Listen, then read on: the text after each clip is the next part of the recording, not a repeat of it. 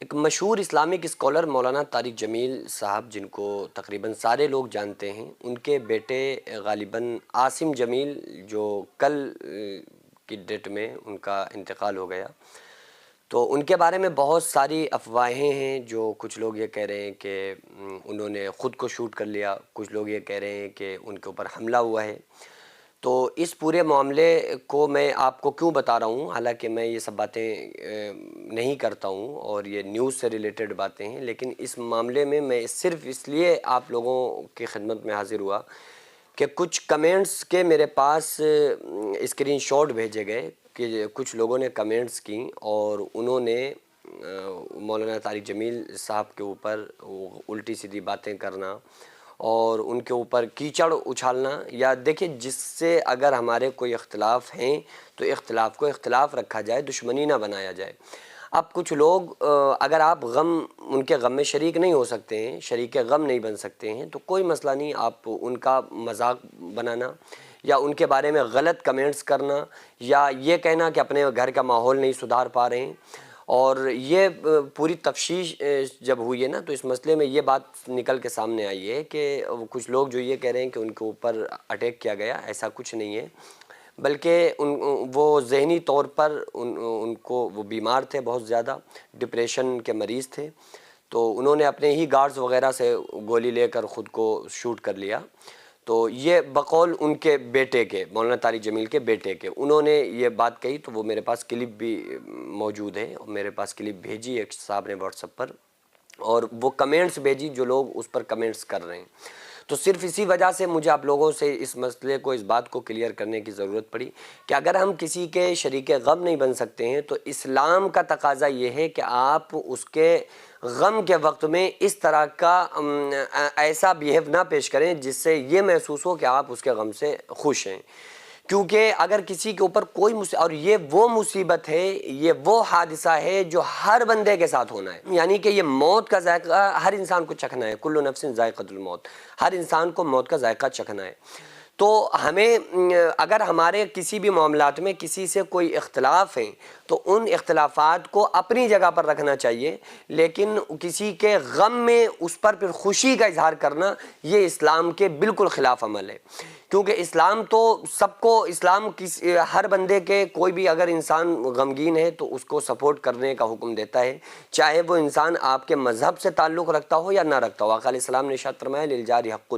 پڑوسی کا سروری حق ہے۔ اگر آپ کا پڑوسی یہودی، منافق، مجوسی ہی کیوں نہ ہو، تب بھی آپ بغیر اس کو کھلائے کھانا نہیں کھا سکتے۔ اگر وہ بھوکا سو گیا تو قیامت کے دن آپ کو اس کا حساب دینا پڑے گا۔ تو اسلام تو یہ ہے کہ ہمارے نبی صلی اللہ تعالیٰ علیہ وآلہ وسلم کے پاس جب کوئی بھی شخص آتا تھا، کسی طرح کا آتا تھا، چاہے وہ دین اسلام سے تعلق رکھتا ہو یا نہ رکھتا ہو، لیکن ہمارے نبی صلی اللہ علیہ وآلہ وسلم کا اخلاص اور کردار یہ ہوتا تھا کہ اس کو کھانا کھلانا، اس کو پانی پلانا، یہ آپ صلی اللہ علیہ وآلہ وسلم کی عادت شریفہ تھی۔ ایک واقعہ ہے کہ ایک مرتبہ ایک شخص آیا اور ننگی تلوار، ہاتھ میں کھلی تلوار لے کر آیا اور آ کر کہنے لگا کہ اے محمد صلی اللہ علیہ وآلہ وسلم، میں آپ کا مہمان ہوں۔ تو آپ نے نہیں فرمایا کہ یہ مہمانوں کے یہ انداز نہیں ہوتے ہیں، تلوار ہاتھ میں لے کر آئے ہو، نہیں، بلکہ آپ نے فرمایا ہاں بے شک تو میرا مہمان ہے، آؤ کھانا کھاؤ۔ اس کو پیٹ بھر کے کھانا کھلایا۔ اس کے بعد آقا علیہ السلام کے یہاں وہ رک گیا کہ مجھے یہیں لیٹنا رہنا ہے۔ تو آپ نے فرمایا میرے یہاں تو کوئی اور زیادہ بستر ایسے نہیں ہے جس پہ میں تمہیں سلا سکوں، لٹا سکوں۔ تو آقا علیہ السلام نے خود اپنے بستر پر، نبوت والے بستر پر، اس بستر پہ جس پہ قرآن نازل ہوتا تھا، اس بستر پہ اس مہمان کو لٹایا۔ اور وہ اسلام کا دشمن تھا، ہمارے نبی صلی اللہ علیہ وآلہ وسلم کا دشمن تھا، یہاں تک کہ اس نے رات میں اس پر گندا کر دیا، اس بستر کو ناپاک کر دیا، اور پھر اس ڈر سے وہاں سے اٹھ کے چلا گیا کہ کہیں ایسا نہ ہو کہ اگر شاید یہ اپنی اس مہربانی اور کرم کی وجہ سے شاید محمد صلی اللہ علیہ وآلہ وسلم ہم سے کچھ نہ کہیں، لیکن اگر ان کے غلاموں کو پتہ چل گیا، ابو بکر، عمر، عثمان و علی اور طلحہ، زبیر کو پتہ چل گیا تو ہمیں زندہ نہیں چھوڑیں گے۔ تو اس ڈر کی وجہ سے وہ وہاں سے چلا گیا۔ لیکن کیا ہوتا ہے کہ جب آقا علیہ السلام اٹھے، کمرے میں داخل ہوئے کہ دیکھیں ہمارے مہمان کو کچھ چاہیے تو نہیں ہے، کوئی پریشانی تو نہیں، تو دیکھا تو بستر پہ مہمان نہیں تھا۔ تو آپ صلی اللہ علیہ وآلہ وسلم بڑے رنجیدہ ہوئے کہ کہاں چلا گیا ہمارا مہمان، کہاں ہے وہ ہمارا مہمان، کوئی اس کو تکلیف تو نہیں ہوئی؟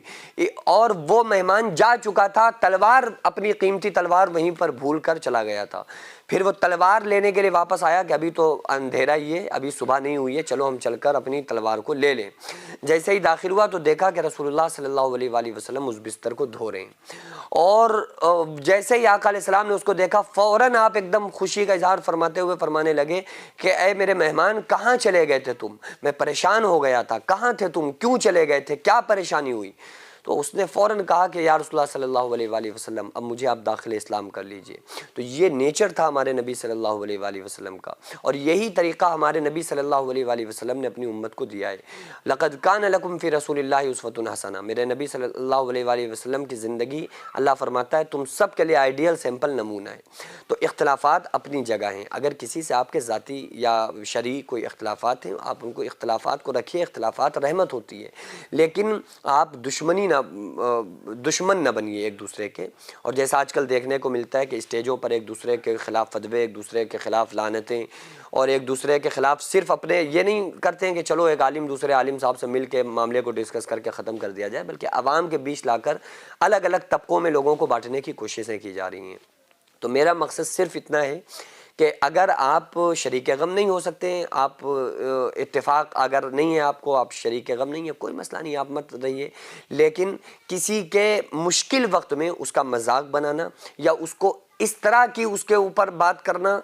جو کہ اس کے دل کو گراں گزرے، تو یہ اسلام اس چیز کی اجازت نہیں دیتا ہے۔ تو میری آپ لوگوں سے گزارش ہے، اور میں خدا کی قسم کسی کو سپورٹ نہیں کر رہا ہوں، میں یہ نہیں کر رہا ہوں کہ میں کسی کو سپورٹ، میں صرف قرآن حدیث کی بات کرتا ہوں الحمدللہ، چاہے وہ کسی فرقے طبقے کے خلاف ہو یا کسی طبقے کے مطابق ہو، لیکن میں بات صرف قرآن حدیث کی کرتا ہوں، ٹھیک ہے؟ تو میری رائے اور میرا بس آپ لوگوں سے کہنا یہی ہے کہ اگر آپ شریک بھائی کسی کے حادثے میں،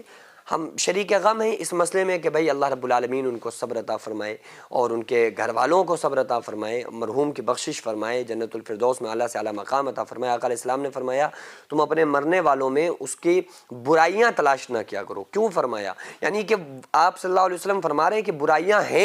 ہوں تو بھی اس کی برائی تلاش نہ کی جائے۔ تو ٹھیک ہے، اللہ پر معاملہ چھوڑیے جو بھی اختلافات ہیں، لیکن اگر کسی کا مشکل وقت آئے تو پھر ہمیں اس مسئلے میں اس کے لیے ایسی باتیں نہیں کرنا چاہیے بطور انسانیت جو اس کے دل کو گراں گزرے۔ تو بہرحال ہم دعا کرتے ہیں کہ اللہ تبارک و تعالی مرحوم کے جو